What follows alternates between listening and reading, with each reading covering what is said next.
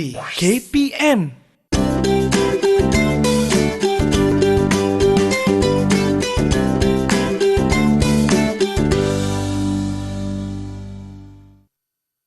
Hai, Assalamualaikum. Saya Nur Najihah. Apa yang saya faham tentang penjaminan kualiti PBD, ianya adalah untuk memastikan guru-guru melaksanakan pentaksiran bilik darjah dengan cara yang betul dan telus. Jadi dari penjaminan kualiti, guru-guru dapat memastikan bahawa instrumen pentaksiran dan pemarkahan yang digunakan adalah bersesuaian, adil dan merangkumi semua pelajar di dalam sesebuah bilik darjah tersebut. Assalamualaikum dan salam sejahtera. Anda sedang menyaksikan pentaksiran bilik darjah atau lebih dikenali sebagai PBD bersama saya Syamira Nazir, di mana pada hari ini kita akan membincangkan tajuk iaitu penjaminan kualiti dalam PBD.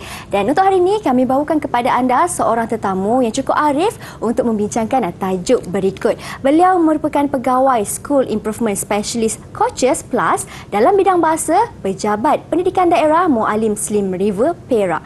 Kalau kita nak tahu siapakah beliau, ayo kita saksikan terlebih dahulu profil guru.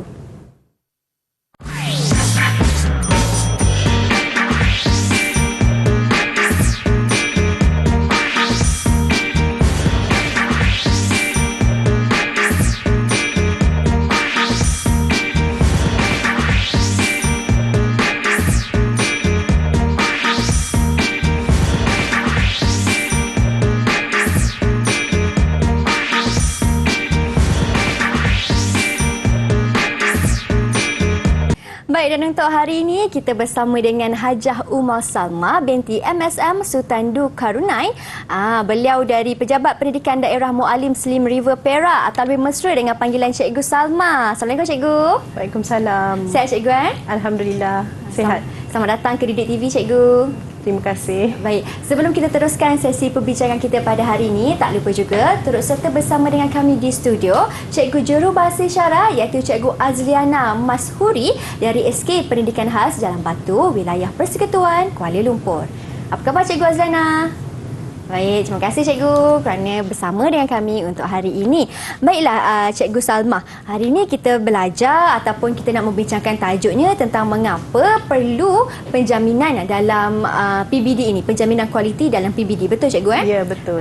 Jadi saya kira Cikgu Salma sudah bersedia InsyaAllah dengan paparan slide untuk terangkan kepada penonton di rumah. Jadi silakan Cikgu. Okey, baik. Bismillahirrahmanirrahim. Dengan lafaz yang mulia, selawat dan salam ke atas junjungan besar kita Nabi Muhammad SAW. Luas lautan di bumi Malaysia, indah rembulan tidak terperi. Jejakku di Sri Pentas TV3 menggenggam ilmu PBD, penjaminan kualiti. Baik, alhamdulillah dewasa ini dalam sistem pendidikan negara kita seringkali sebut tentang pentaksiran bilik darjah. Baik, apakah itu pentaksiran bilik darjah? Pentaksiran bilik darjah merupakan salah satu komponen akademik dalam pentaksiran berasaskan sekolah. PBD dilaksanakan ataupun pentaksiran bilik darjah dilaksanakan secara berterusan semasa pelaksanaan PDP di dalam bilik darjah.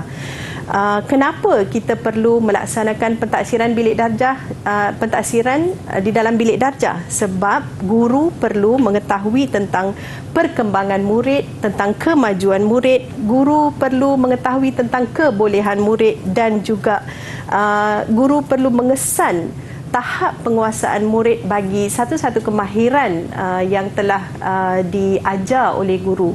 Jadi salah satu, bila kita sebut tentang pentaksiran bilik darjah, salah satu aspek dalam PBD ialah penjaminan kualiti 4P. Baik, pada saya penjaminan kualiti penjaminan kualiti PBD perlu dilaksanakan di peringkat sekolah bagi memastikan maklumat pentaksiran itu tepat dan juga adil serta menunjukkan perkembangan pembelajaran bagi setiap murid. Jadi hari ini saya bawakan ataupun fokus kita pada hari ini ialah 3 subtajuk dalam penjaminan kualiti PBD, iaitu yang pertama ialah mengapakah perlu penjaminan kualiti. Yang kedua, pengoperasian 4P dalam penjaminan kualiti, dan yang ketiga ialah peranan personel-personel dalam penjaminan kualiti 4P. Baik, mohon izin untuk saya teruskan. Sepanjang pelaksanaan PBD, aspek pengukuhan penjaminan kualiti sangat penting. Ianya perlu diberi tumpuan khusus bagi memastikan seluruh proses PBD itu dapat dilaksanakan dengan baik. Jadi kalau kita lihat di sini, seperti mana saya sebut tadi, subtajuk yang pertama ialah mengapakah perlunya penjaminan kualiti di dalam bilik darjah. Baik, kita lihat dia ada 4 perkara, iaitu di mana penjaminan kualiti adalah piawaian untuk menentukan kualiti pelaksanaan PBD mengikut garis panduan yang ditetapkan. Apabila kita sebut tentang garis panduan, maksudnya penjaminan kualiti ini dia ada kriteria, ada piawaian, ada kayu ukur yang telah ditetapkan. Jadi guru-guru perlu mengetahui tentang garis panduan tersebut.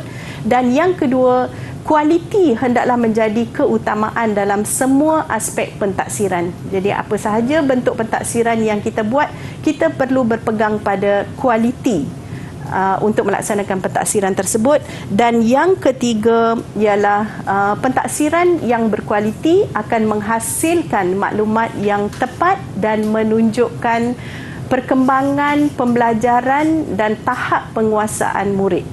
Baik, seterusnya, ketepatan maklumat membantu guru dan murid melakukan perubahan bagi tujuan meningkatkan PDP. Jadi di sini kita perlu faham bahawa dalam erti kata yang lain, PBD dilaksanakan secara berterusan bagi membantu guru dan murid melaksanakan aktiviti pengukuhan, pengayaan ataupun aktiviti intervensi yang dibuat oleh guru bagi murid-murid yang belum mencapai tahap cemerlang dalam pentaksiran, iaitu memudahkan guru untuk menetapkan tahap penguasaan untuk murid-murid semasa dalam sesi PDP. Baik, seterusnya kalau kita lihat di sini,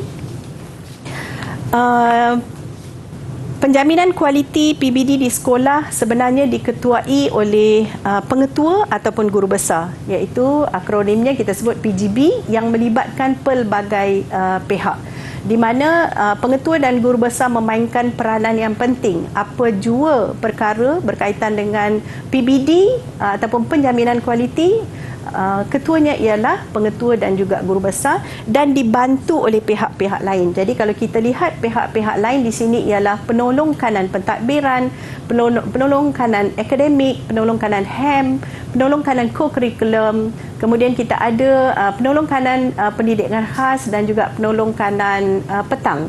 Dan mereka ini dibantu oleh guru kanan mata pelajaran ataupun GKMP dan juga ketua bidang, iaitu biasanya di sekolah menengah kita sebut ketua bidang, GKMP dan ketua bidang.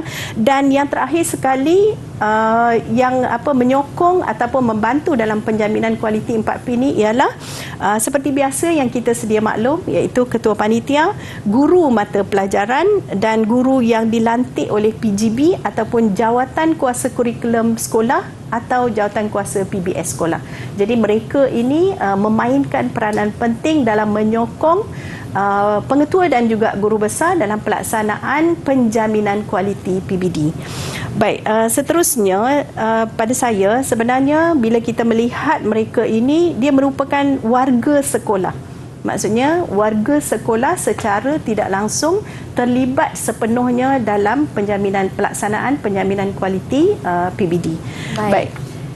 Baik, itu dia penjelasan yang cukup jelas daripada Cikgu Salma tentang penjaminan kualiti dalam PBD ini, di mana piawaiannya harus diikuti supaya penjaminan kualiti ini dapat dikekalkan dengan baik. Betul Puan Salma?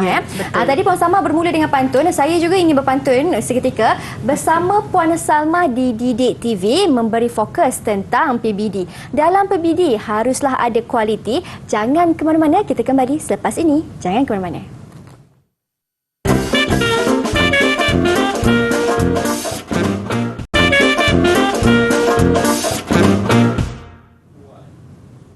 Baik, hari ini di dalam Pentadsiran Bilik Darjah, kita sedang membincangkan tajuk penjaminan kualiti dalam PBD. Dan untuk segmen ini, Cikgu Salma akan terangkan pula tentang pengoperasian 4P. Apa yang dimaksudkan dengan pengoperasian 4P itu, Cikgu Salma? Okey, baik. Subtajuk yang berikutnya ialah berkaitan seperti mana pengacara kita sebut, pengoperasian penjaminan kualiti PBD dilaksanakan mengikut ketetapan sekolah melalui yang pertama ialah pementoran, yang kedua penyelarasan, yang ketiga pemantauan dan yang keempat ialah pengesanan. Baik, kalau kita lihat pada rajah yang ditunjukkan itu, pementoran bertujuan bagi membantu memudah cara membimbing, meningkatkan pengetahuan dan kefahaman guru untuk melaksanakan PBD.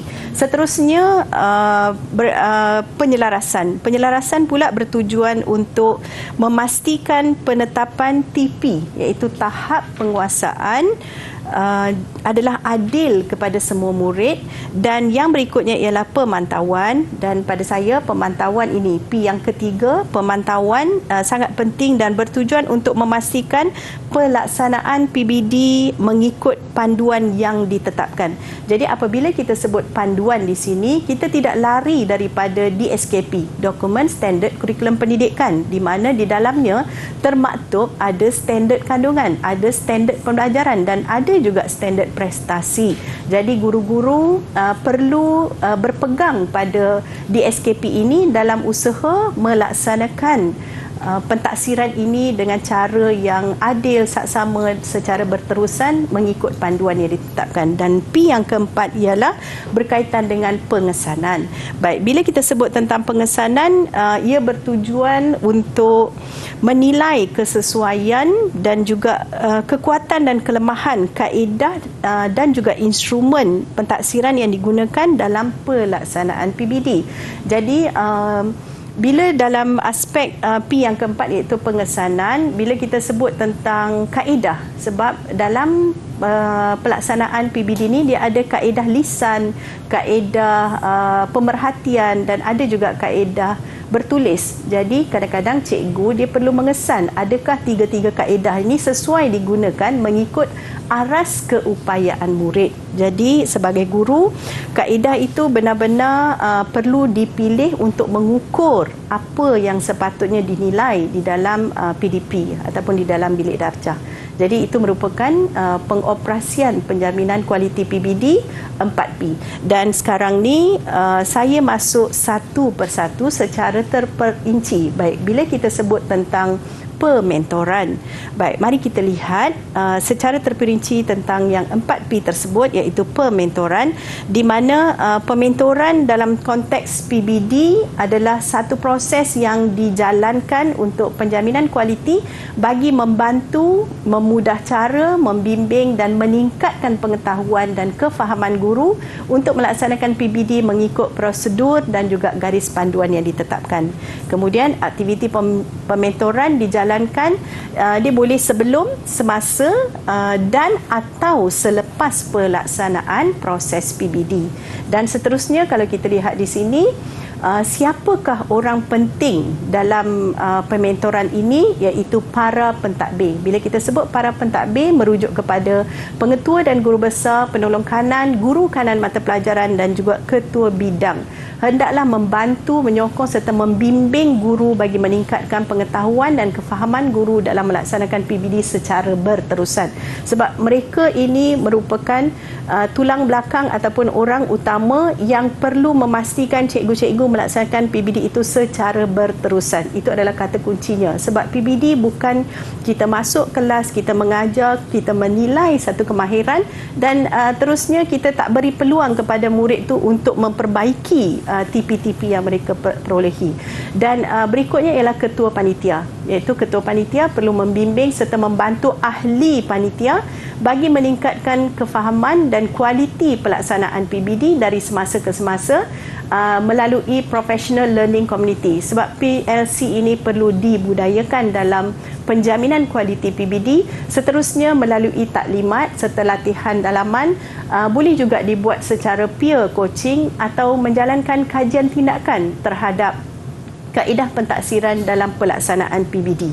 Baik, seterusnya kalau kita lihat di sini, bila kita sebut tentang garis panduan, saya sentiasa menekankan jangan kita tinggalkan DSKP kita, Dokumen Standard Kurikulum Pendidikan, sebab di dalam DSKP itu terdapat pelbagai rujukan yang perlu cikgu ikut.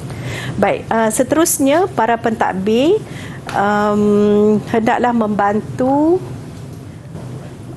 Seterusnya pada saya kita masuk kepada P yang kedua, iaitu pengesanan. Baik, untuk pengesanan, objektif utama ialah satu proses penjaminan kualiti bagi memastikan kaedah instrumen pentaksiran yang digunakan sesuai dengan tujuan pentaksiran. Sebab kita ada tujuan tertentu, tertentu untuk pentaksiran, jadi kita perlu sesuaikan dengan instrumen yang kita bina. Dan berikutnya, pengesanan dijalankan bagi menilai kesesuaian, kekuatan dan juga kelemahan. Dan juga kelemahan kaedah dan instrumen pentaksiran yang digunakan dalam pelaksanaan PBD untuk mendapatkan maklumat tentang penguasaan murid, iaitu penguasaan TP. Dan berikutnya kalau kita lihat untuk pengesanan ini, guru mata pelajaran perlu memastikan kaedah dan instrumen pentaksiran yang digunakan bersesuaian dan menepati. Dia ada 3, iaitu yang saya sebut tadi, standard kandungan, standard pembelajaran dalam dokumen standard kurikulum dan juga pentaksiran. Kita perlu pegang pada itu, dan juga tahap keupayaan dan keperluan murid, tahap penguasaan murid yang disenaraikan dalam DSKP.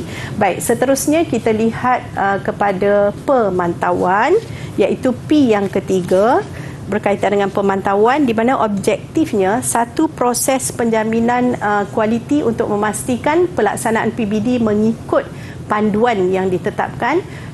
Aktiviti pemantauan boleh dilaksanakan sepanjang pelaksanaan PDP. Maksudnya dia bukan dalam PDP tu bukan masuk kita buat set induksi dan kita rasa selesai. Sebenarnya dia adalah sepanjang proses PDP.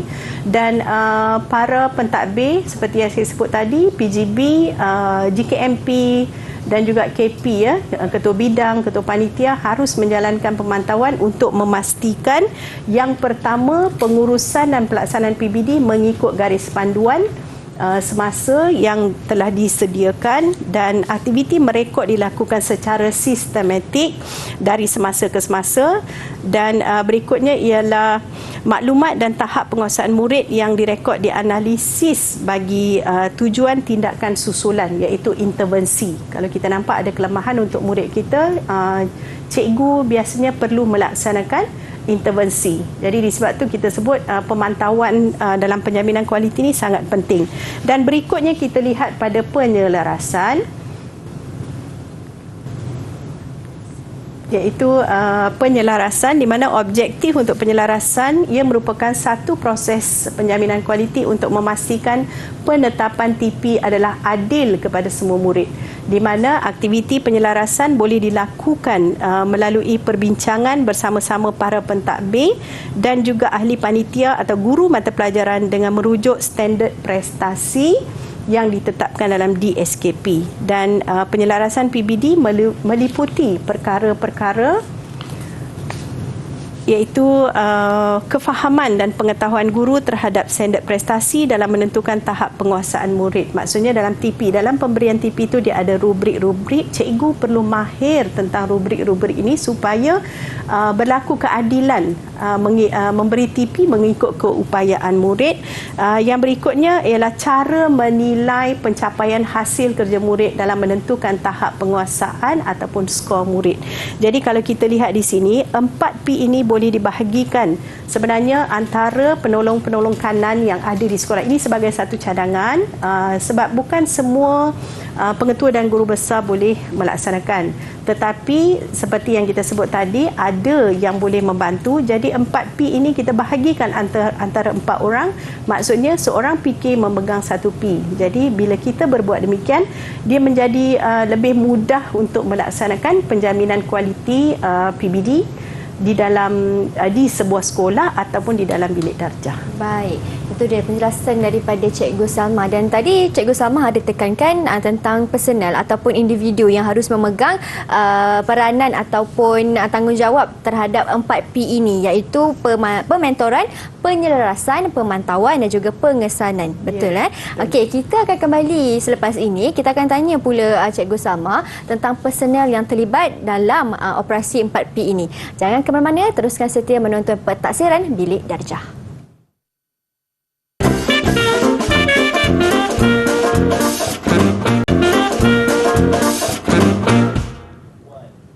Baik, kembali kita di Pentaksiran Bilik Darjah atau lebih dikenali sebagai PBD, di mana pada hari ini kita membincangkan tajuknya ialah penjaminan kualiti dalam PBD.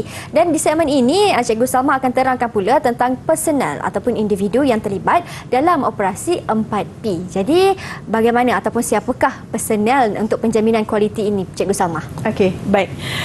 Untuk segmen yang ketiga ni dalam penjaminan kualiti ialah peranan personal penjaminan kualiti, di mana saya teruskan sebab setiap personal memainkan peranan yang penting dan mempunyai tanggungjawab masing-masing dalam melaksanakan penjaminan kualiti PBD. Jadi kalau kita lihat tanggungjawab PGB, pengetua, guru besar ataupun PKP, iaitu barisan pentadbir, kalau kita lihat di sini, mereka perlu memahami konsep, kepentingan dan juga pelaksanaan PBD. Seterusnya, mereka perlu memimpin dan membimbing guru dalam melaksanakan PBD. Dan yang ketiga, mengeluarkan arahan di peringkat sekolah bagi pelaksanaan PBD, di mana penjaminan kualiti PBD ini bukan kita boleh laksanakan begitu saja. Dia perlu ada arahan-arahan surat daripada pengetua dan juga guru besar.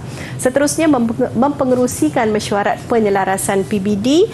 Dan yang berikutnya, tanggungjawab pengetua dan guru besar ialah memantau pelaksanaan PBD dalam kalangan guru dan mengeluarkan arahan pelaporan pelaksanaan PBD. Seterusnya, mengeluarkan arahan membuat intervensi sebagai tindakan susulan ke atas murid sekiranya ada. Sebab kalau murid ini melepasi TP yang cemerlang, jadi tidak perlu ada intervensi. Tetapi sekiranya mendapat TP yang rendah, guru perlu merancang intervensi. Baik, seterusnya kita lihat tanggungjawab GKMP ataupun KB atau KP, iaitu guru kanan mata pelajaran, ketua bidang dan juga ketua panitia. Mereka ini perlu memahami konsep pelaksanaan dan kepentingan PBD, memimpin dan membimbing pelaksanaan PBD. Mereka perlu memastikan arahan pelaksanaan dipatuhi dan mengadakan mesyuarat penyelarasan PBD secara berkala. Baik, seterusnya kalau kita lihat pada tanggungjawab guru mata pelajaran, sebab pada saya guru mata pelajaran ini memainkan peranan yang sangat penting dalam pelaksanaan penjaminan kualiti, iaitu guru mata pelajaran perlu memahami konsep pelaksanaan dan juga kepentingan PBD, melaksanakan PBD seperti yang dirancang dan mematuhi dokumen kurikulum, iaitu DSKP yang saya sebut dari awal tadi, dan menghadiri sesi PLC dengan rakan guru untuk mendapat input dan perkongsian profesional tentang PDP, iaitu meningkatkan PDP mereka. Seterusnya, guru mata pelajaran juga mempunyai satu tanggungjawab besar di mana mereka selepas pelaksanaan PBD, penjaminan kualiti, mereka perlu merekod dan membuat catatan PBD, membuat pentaksiran secara adil dan saksama kepada semua murid menggunakan pelbagai kaedah pentaksiran agar sesuai dengan aras keupayaan murid. Baik, seterusnya kalau kita lihat, guru mata pelajaran juga perlu memaklumkan kepada murid aspek yang hendak ditaksir, sebab murid berhak mengetahuinya, dan memaklumkan kepada murid TP yang diperolehi. Jadi itu adalah sangat penting. Dan akhir sekali, membuat penilaian kediri bagi menambah baik pengajaran dan juga pentaksiran. Baik, ini merupakan evidence bergambar, iaitu saya sendiri di mana di daerah Muallim saya melaksanakan tentang penjaminan kualiti PBD untuk guru-guru di daerah Muallim, dan seterusnya saya melaksanakan untuk guru bahasa, iaitu kumpulan guru bahasa. Kalau gambar di bawah itu adalah untuk kumpulan guru bahasa tentang penjaminan kualiti. Sebab kita nak guru-guru ni cakna tentang penjaminan kualiti PBD. Baik, seterusnya yang saya rasa ini mungkin sedikit rumusan daripada saya berkaitan dengan penjaminan kualiti. Penjaminan kualiti merupakan piawaian untuk menentukan kualiti pelaksanaan PBD mengikut garis panduan yang ditetapkan. Jangan lupa pada DSKP, dan seterusnya kualiti hendaklah menjadi keutamaan dalam semua aspek dan peringkat pentaksiran, dan yang terakhir semua pihak perlu bertanggungjawab dalam melaksanakan pentaksiran dengan telus. Jadi sebagai guru, kita semua adalah pendidik, jadi kita mempunyai satu tanggungjawab yang besar untuk membantu anak-anak kita melahirkan anak-anak didik yang menyeluruh dari aspek jasmani, emosi, rohani dan juga intelek serta sasiah, seperti mana yang terkandung dalam falsafah pendidikan kebangsaan. Baiklah, itu dia penjelasan daripada Cikgu Salma tentang penjaminan kualiti dalam PBD. Dan apa yang saya boleh kira setelah saya mendengar penjelasan daripada Cikgu Salma sendiri, untuk menjamin kualiti dalam PBD ini melibatkan proses yang tertentu dan juga operasi yang tertentu agar TP yang diberikan kepada murid diberikan secara adil dan kualiti dalam PBD ini sentiasa terjamin. Betul Cikgu Salma? Dan diharapkan dengan penjelasan daripada Cikgu Salma ini memberikan pencerahan kepada semua warga pendidik, ibu bapa dan juga murid-murid yang menonton. Teruskan menonton Pentaksiran Bilik Darjah atau PBD di episod akan datang untuk lebih banyak lagi informasi yang menarik. Terima kasih banyak Cikgu Salma atas kesudian bersama dengan kami. Kita jumpa lagi di episod akan datang. Saya Syamira Nazir. Assalamualaikum dan salam sejahtera. Terima kasih banyak Cikgu.